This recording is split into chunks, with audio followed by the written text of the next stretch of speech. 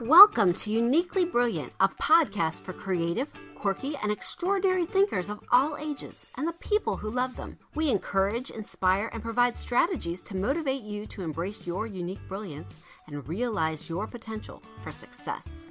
Hi, I'm Diana Bader, also known as Coach Di. I encourage teens and young adults to become who they are and develop personal success through self-awareness and positivity. You can find me at freshcanvascoaching.com, follow and like the Fresh Canvas Facebook page, or follow me on Twitter and Instagram at Coach Di. Hello there, I'm Becky Berry. I am a performance coach who helps people level up their lives by smoothing out the relationship between their work lives and their personal lives. You can find my website at beckyberrycoach.com. I'm on Twitter at Becky Berry Coach, and you can find me on my Facebook page, Becky Berry Coach. Together we are here sharing our thoughts, insights, and experiences from our own uniquely brilliant perspective. It's episode 98, and we're talking about taking on too much. We don't know anything about this topic. So much so that we're planning it before this podcast, and Diana asked me a question. And I go, I think it's time to start the podcast. Yep, so here we go. Give us a little background. You. Oh, me? Yeah, so this includes your surgery, no thigh zone, then the question. I'll just give you a little format. Alrighty then. So had my thyroid surgery almost 3 weeks ago. I know. 3 weeks ago? I know, doesn't that sound... God, it was yesterday afternoon. I know. Yeah, and everything I've done since then. And 6 months ago. Yeah. At the same time. So, had that. Launched No Thigh Zone in September, but we've had a little bit of funky, wonky, technical stuff, difficulties. website stuff? And energy stuff too. So, but it's there. But it's there, and it's still priority. Excuse me. NOTHY zone.com. NoThighZone.com for people without thyroids. Yes, because now I officially do not have one. And I'm take a little pill that's supposed to make everything all better. So far, so good.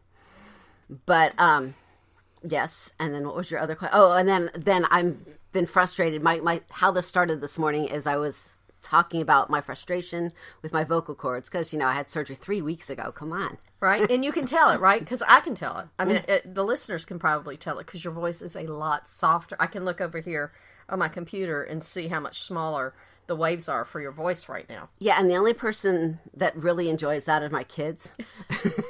Bummer. Except for the fact that I cannot yell loud enough through the door and through their headphones so they can actually hear me request something. Oh. So I have to go up and do it. But, yeah, so I'm a little frustrated with my vocal cords, and I want them to come back stronger and better. And the doctor said it'll take about 6 months. And what did you say? I don't want to wait 6 months. Like, there's a magic pill that can make those vocal cords instantly heal and come back after being traumatized, not one time, but twice. I know. However, being the good friend that I am, I will try and help her find somebody to do that. But it just cracked me up because trying to do too much, right? I know. What underscores it? Every time, impatience. Our agenda. Our agenda.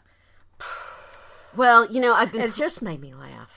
I've been looking, I created like an 8-month calendar because my son graduates in 8 months. Oh, gotcha. And... God, you're so... Okay, a little diversion here. I love the way you make these targeted calendars that you're not like married to the Julian calendar. Of course, they're Julian months, but you go, there's this big event coming up in 8 months. So what do I want to get done between now and when he leaves my house? Are you doing it till June or till he goes to college? I just put it till June. So technically it's 9 months. It depends. What beginning of June is 8 months. That's just such a smart strategy because you keep that like it's there in front of you, not like driving everything like the graduation date, but it's there in like an honorable in a what's that word? Deliberate way. Yes, no, that's not the right word. Well, yeah, you know what I'm talking about. Yeah, intentional. Intentional. That was it. Yeah, in an intentional way. So. Yeah, okay, we'll do an episode on calendars. I hear everybody asking for it, so I'm writing it down. Yeah, because actually I did something, I'm looking at doing something else crazy too, which is that goes along with that calendar thing, just as a side note. We'll get back on track. But I'm just saying, maybe your vocal cords, you can just put that in when 6 months will be. Just saying. I know. Could be a thing you did. Yeah. Because what happens when we push ourselves too hard? Well, I know. Then it takes longer. and I hate that even more. This is my job. She does the same thing for me, just so you know. This is the thing we have in common. Absolutely. This is one of the big, gigantic things we have in common. But you have, like, infinitely more patience than I do. Because you do. Yeah. Because I'm like, what do you mean you're waiting? But it's really funny because the older I get, I think the fewer patience I have. I think I'm starting to use them all up. I think there's a finite supply. I kind of do too. But one of the reasons I also set up this 8-month calendar was because I realized that, I had my other calendar and, the year ended in December, but really stuff doesn't really end in December right now. There's nothing like... Well, it's like everybody calls September, now it's the cool thing to call it the new January. I'm like, okay, that's rocket science. So we don't have to be, like, tied to that. Well, I think it's a seasonal thing. I was talking to somebody, I guess it was this morning, and we're talking about, when you have kids and family, that you don't really work around that the January calendar. Yeah, you work around a school calendar. Companies go on July. Yeah. So it just took something to make me realize that this isn't the calendar I need to be working on. Yeah, but you've done this before. Yeah. Well, I always reassess. I wonder if this kind of evolved from that 12-week year thing. Oh, I'm sure of it. Yeah. Okay, so let's talk about, because this ties into this. Mm-hmm. Oh, yeah. Okay, let's talk about how you're going to, because I know you're going to use this as a strategy to measure out what you're doing as opposed to grabbing it all on, piling it all on at once, right? And that's why I did it, was because I was feeling the weight of everything that I wanted to accomplish. And like we always talk about, for me, it has to be visual. Yeah. And to, be looking at the last quarter of this year and knowing that I needed more than that to space my time out. And so I wasn't focusing on everything I had to do in just the last quarter of this year. Oh, my God. Oh, I love the way you said that. But I needed more than that. So you found it. Exactly. I rewrote the calendar. Well, yeah, for me. You didn't. You just looked at it in a different way. Yeah. We have this assumption, January to December. Nobody lives that way. No one, except our New Year's resolutions. And they don't count because they're BS. You should have gone by February. Right? But, yeah, I needed more time. Mm-hmm. And I needed... Which is like key. Yes. Hold on. I'm sorry. Go for it. Right over. It's key to keep from taking on too much. It's to find more time. Because it's out there. It is, and that's exactly it, because I have this big old calendar, and all I could see was till December, and that made all of the things I want to accomplish and need to accomplish more overwhelming. I'm crying. I mean, bet you can hear it. I'm literally crying. I mean, this is like earth-shattering right here. You know that, right? Yeah. Oh, yeah. I mean, really, seriously. This is like seriously an emotional moment. Well, and it was for me when I did it too, because I was like, first I'm like, can I do that? Well, of course I can do that, but it took me a little while because you had to move out of that all or nothing. Yeah. And I was in sort of this kind of funky space anyway. And I'm like, okay, what do we do to shake it up? Sometimes I'll do something really drastic at my hair, something like that. But, I just rewrote a calendar that worked for me. I took the dates and the times and the focus. I love that. When you were saying that, all or nothing, which is my middle name. Yeah. Ready, fire, aim, and all or nothing. Those are my two trademark things that I, have to work on all the time. When we think of January to December, start over again in January, that's all or nothing. Yeah. As opposed to, I need more time. Well, the world does not end on December 31st. I've been reading about this lately with people talking about if it's not like, if your project's not done at the end of the quarter's not over. Yeah. Till that project is done. Mm-hmm. Which, even as I say it, I get it, but it's like playing with my brain. But it also can help me combat that taking on too much where I want to do everything. You know, oh my gosh, I've got 1 week left. And of course, these are all my own deadlines. So, haha. I only have 1 week left and now I'm panicking and I trash it. You know, I don't keep going. I just try. Oh, this isn't going to work. And it's because I took on too much instead of trying to find more time or a different way to look at it. I'm just like, oh, done. And it's because it's just too much. Well, and the thing is, you know, we actually have more control over time than we think we do, which has become very apparent. I don't know what it is, but time has been a very main focus in my brain for about the last month. And you don't know why? Well, there's probably a bazillion reasons why. But I talked to a friend of mine about a month ago, and he was saying that, well, my weekend starts on Saturday night. And, you know, because I have Sunday and Monday off. And then I talked to somebody else who was just got a job, and she's got Sunday and Monday off. And one of the things that I've struggled with a little bit with my schedule and keeping momentum for jobs and things is that we record on Tuesday. I know, we got to change that. So, well, we do or we don't, because what this is our continuous discussion. Well, after talking to them, I'm like, so technically I don't have to start everything on Monday. Right. I can start off my week with podcast day. Tuesday's your first day. And a lot of times, see, I don't have a weekend. Because a lot of times I'm doing stuff on Saturday anyway. Yeah. And then maybe Sunday. So I can, you know, if I consciously focus that my week starts on Tuesday with podcast day, with my call. Did you hear what you just said? That I consciously focus? Saturday and Sunday. So Monday starts your week. On Saturday, Sunday, are you doing weekend stuff or are you doing work stuff? Because you don't have a weekend. See, you're doing that thing I do. Yeah. Because when we take on too much, it's that we don't ever stop. And I'm pretty good about taking a lot of time off during the week because I do work a lot on the weekends. But again, if we hold that up to the filter of am I taking on too much? And it's not just too much. Is it too much of the wrong thing? Right? Do you see my... Yeah. That whole weekend, is there a need to have those 48 hours? I feel like there is, and I'm not honoring it, so I'm always trying to catch up on my weekend. Not my work, that too, but really on that feeling of release.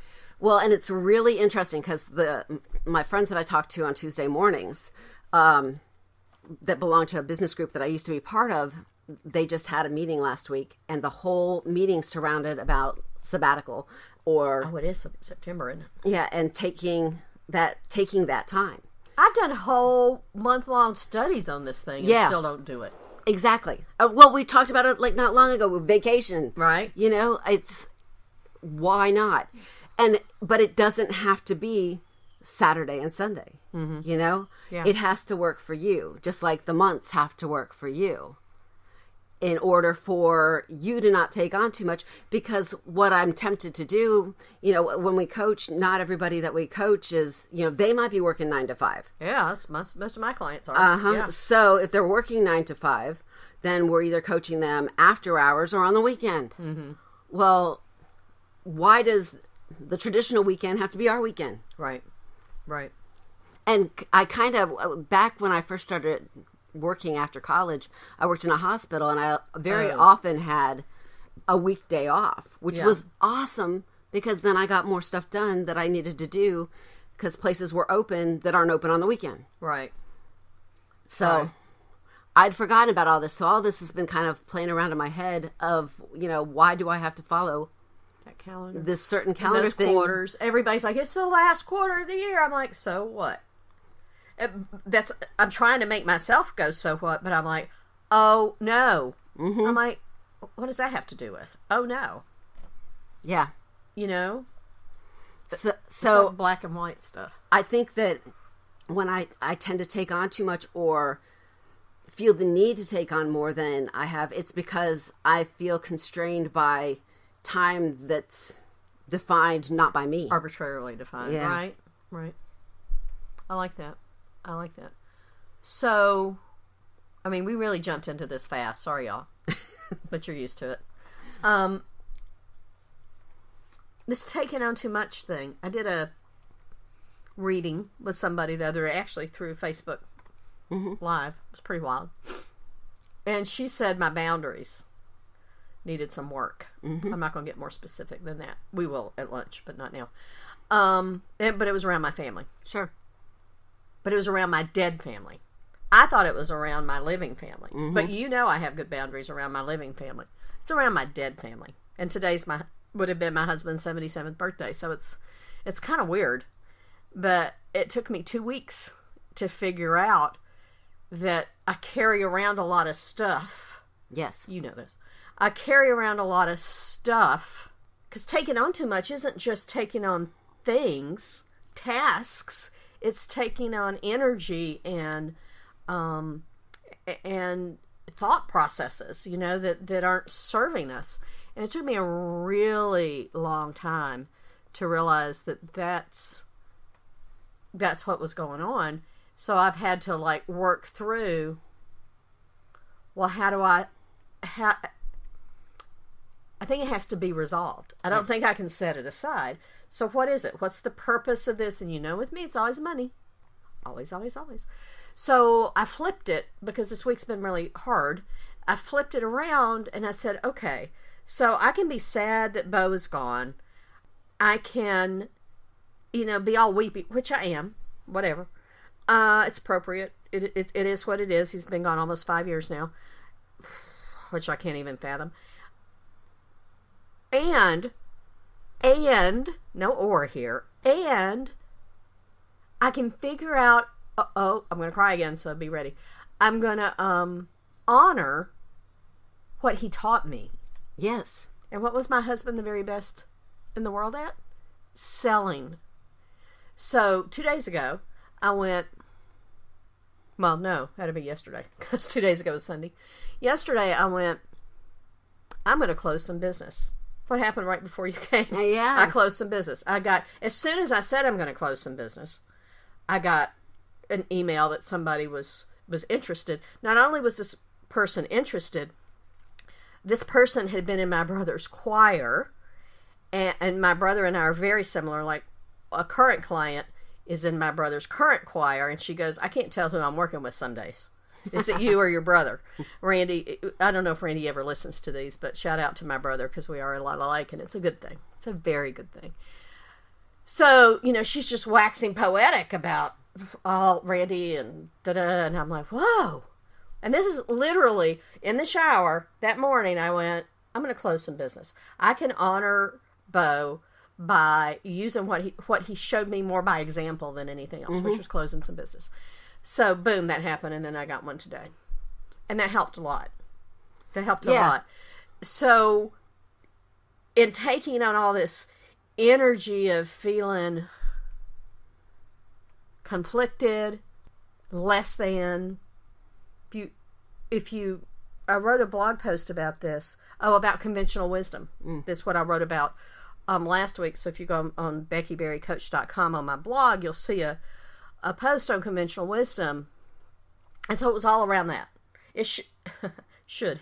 Yeah. Right? Oh. Diane's sitting over there. Diana's gone, should. I know should's coming right now. Where is it? Should. And so I had to work my way through that. Yeah.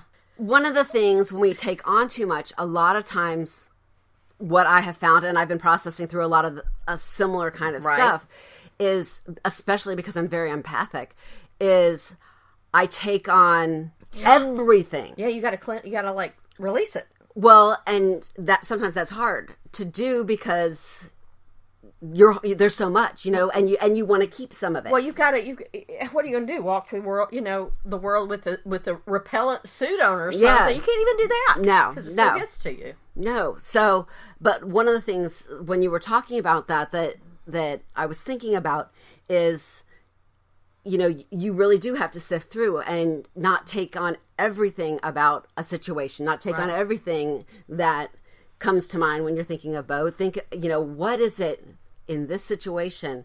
And I'm terrible at keeping really organized files, but you kind of have to do that with certain things instead of taking it on at all, okay, what are the nuggets? How can I chunk it out? Yeah. Right? What is the gold that I want to keep? Right. Yeah. I'm not going to get rid of everything. There's just no way, but I can't keep it all either. Yeah. Yeah. Actually the hurricane a couple weeks ago made me think of that. Yeah. Because as they were like freaking us out and everything, I was like, okay, what do I have to have? Yeah. And, I want to move in my 8-month period too. And as I was looking, don't say that to me. La, la, la, la, la, la, la. But, well, I mean, even if it's it's drive to North Carolina to do podcast. But just out of the house. Yeah, well, anything. But I was looking at stuff from a different perspective. Like, okay, if a tree fell on the house, what would I care about? Yeah, brilliant. Because that's how you can avoid. Well, we'll get back. I mean, it's like, so what are the most important things? It goes back a little bit to my essentialism. It goes, and keeping my mind about that. What is the most important stuff? And I was talking to another friend who moved about 6 months ago, and she said she kind of went through the same thing. As she started getting rid of stuff, she's like, do I really want to move this? Do I really want to pay to have this moved? Mm-hmm. Do I really want to, And when I was visiting friends in Ohio, because there's so much emotional stuff to it. Oh, yeah. And so, my friend's dad passed away this last spring, and somebody suggested a personal organizer for her to come in and go through his house without any emotion tied to it. Oh, yeah. That's brilliant. She said it was the best money she's ever spent in her entire life. And this woman and her crew would come in and, anything that was trash. And then she'd have stuff laid out on the table. And what do you want? What do your siblings want? Blah, blah, blah. What do you want us to give away? And then she'd go to another room and do that. And they just had to make yes, no decisions. Brilliant. And not go through every picture and everything. This person organized that all for you. And sometimes you have to do that for yourself with your life and look, okay, what do I got here? What do I really want to keep? And what is just holding me down and holding me back? Well, we talk about this a lot, right? So it can be taking on too much of the wrong people. Yep. It can be too much of the wrong stuff. This is funny because my mom had cataract surgery. She's 81. Had cataract surgery, I don't know, was it 2 weeks ago? Something like that. The 25th. No, this is the second week because we're 3 drops. And she can't do her own drops, so I go do them. I mean, she drives. She's really good, but she's got a thing with her eyes. And this morning, as I was waiting between the drops, because you time it, and she's laying there, she goes, I really need to go through another drawer. I'm like, what are you talking about, Mom? And so she has like a bunch of her mom's stuff in a drawer in the dresser in her room. And she goes, I'm just trying to go through them, like one at a time and see, if there's stuff you guys want or whatever. And a lot of it, I'm just throwing it away. And I try to do it the day before the garbage man comes. I'm like, that's my mom. Mm-hmm. That is my mother. And that's just really cool. She goes, I don't really, I don't want you guys to have to do this. Yeah. I was like, oh, gee, Mom. That's awesome. That's yes, awesome. It is. That's pretty awesome because I've already been through that with my mother-in-law, which was, whoa, I got a whole house full of stuff. Well, and some of the emotional stuff, the same thing. You don't want to go into a new friendship, a new relationship, and everything without sorting out some of this other stuff. Right. And deciding what stays and what goes. Yeah. Yeah. Because then you're bringing too much into a job. What from the last job? Are you going to take forward? Yeah, what do you want to use? Well, that's, when I coach, that's one of the gigantic things we do is I'm like, yeah, it's your best skill. You love it? No, I hate it. Yes. I'm like, I totally get it. Because remember, I used to be a secretary, and I'm not talking for a year or two. I'm talking for like 10 years. Admin, whatever. And those skills obviously are not the ones I want to use, or my office would be a whole lot more organized than it is, or my projects would get done.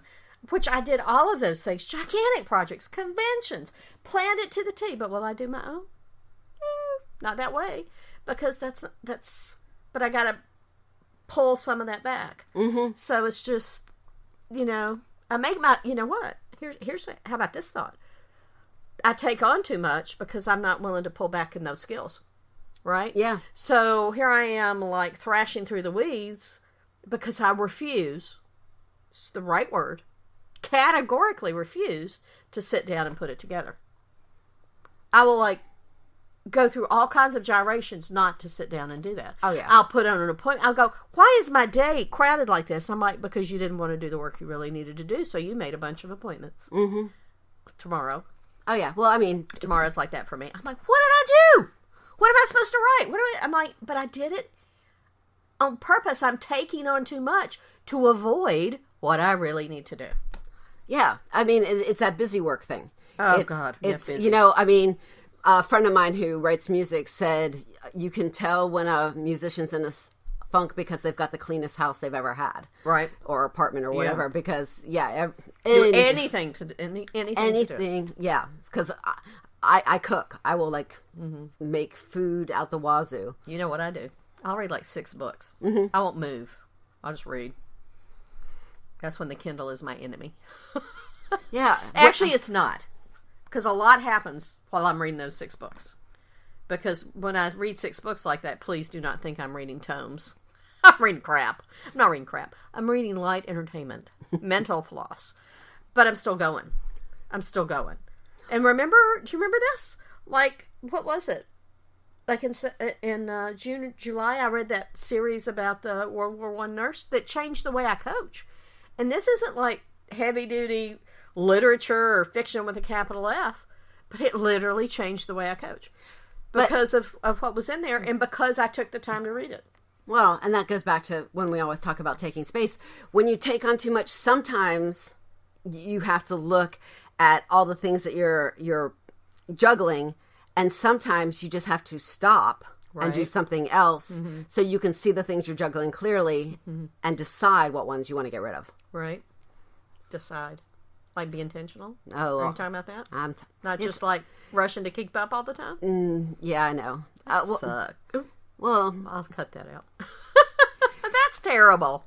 Well, I feel like a lot of my life I spent managing chaos. Okay, I'll share something with you after you do that. Okay, but you have 2 kids until but I mean, herding cats. Yeah, but I know what you mean. But once I got sort of intentional, got my essentialism sort of brain and everything else, some of that calmed down. I still haven't caught up to the stuff that was tossed aside all the way, but I know I can see clearer what gets to stay and what doesn't. Right. At least the new stuff coming in. Well, and maybe, that's part of the lesson is that some of the stuff you threw away never has to be dealt with. It's just gone. Bye. Maybe I never thought about that. Chaos. So I'm working with my coach one day, and she says, write this down and put it on your desk and just leave it there. You thrive on chaos. It's a fact. Deal with it. Own it. Work with it. I'm like, okay. She goes, there are pieces you've got to get, you've got to get a handle on. She goes, but you act like you don't have a handle on them, but you do. So again, that's that recognizing the work we're doing. But some of us do thrive on chaos. But there's a difference because she calls it. Go ahead, because you're going to say it. I'll let you say it. Well, no, I don't know if I am. I bet you are. When I was in my best mode, I'm operating with organized chaos. Yep.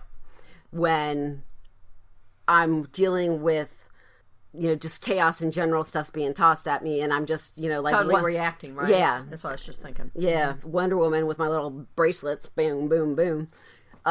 We got to go get Wonder Woman bracelets. Like the real one, the Alex and Annie ones. We'll just fork over the cash and do it. But, yeah, so...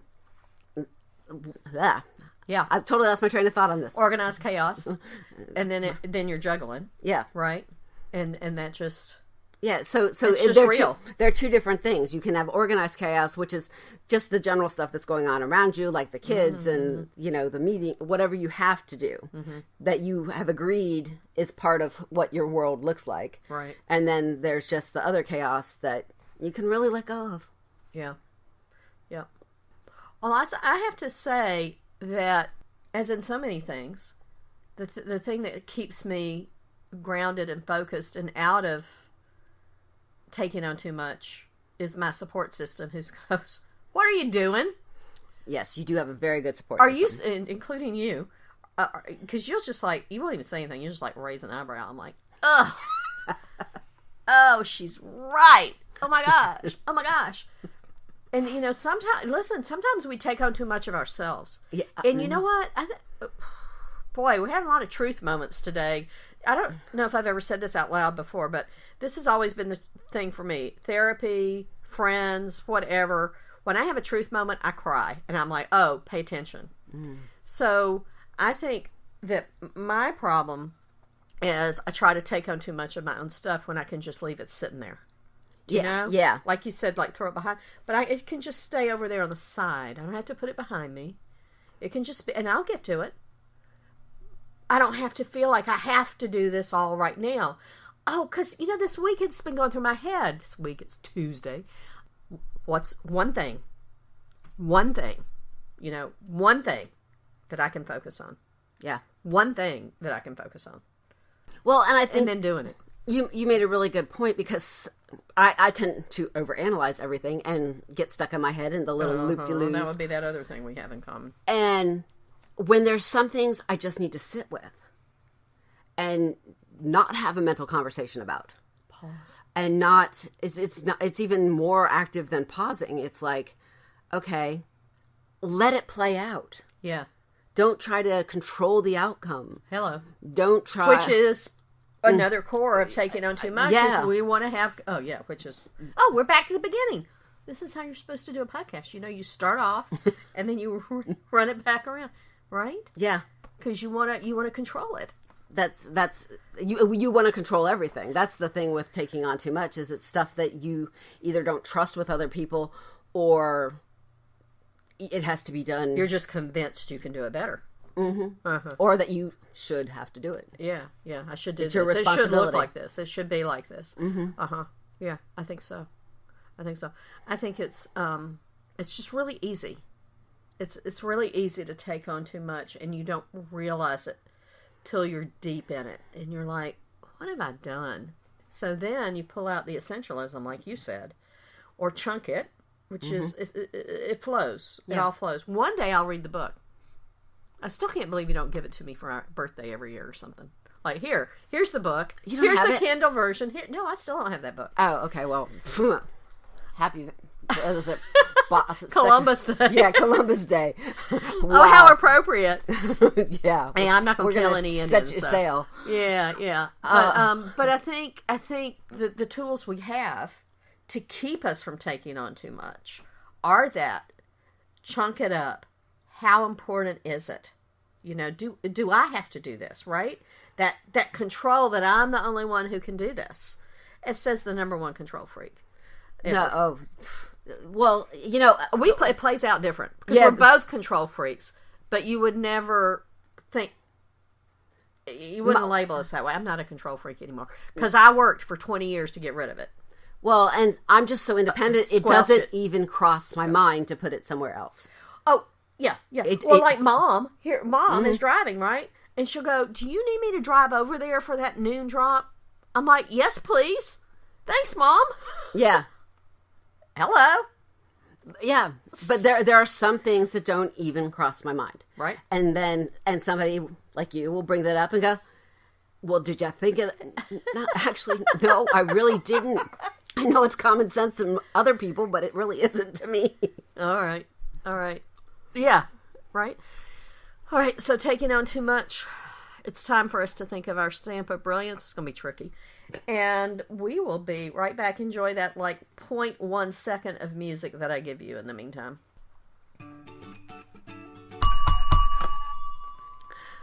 Alrighty, our stamp of brilliance today. What are you avoiding by staying busy? That's a great question to ask yourself, especially if you're in the middle of when you're something. like, I've just got too much to do. Well, what are you trying to avoid? Exactly. What is it you're trying to avoid? I love that. Very good. All right. Thanks for listening. If you enjoyed the podcast, please share it with a friend. Also, take a minute to rate it and leave a review on iTunes. Check out our website at uniquelybrilliant.me and sign up to have the podcast delivered directly to your inbox. Shoot any thoughts, comments, and suggestions to us at uniquelybrilliant.me. You can also reach out to us on our Facebook page, and don't forget to like us. And now you can find us on YouTube. Yay! All right. So in the meantime, hey, don't take on too much. Till next time.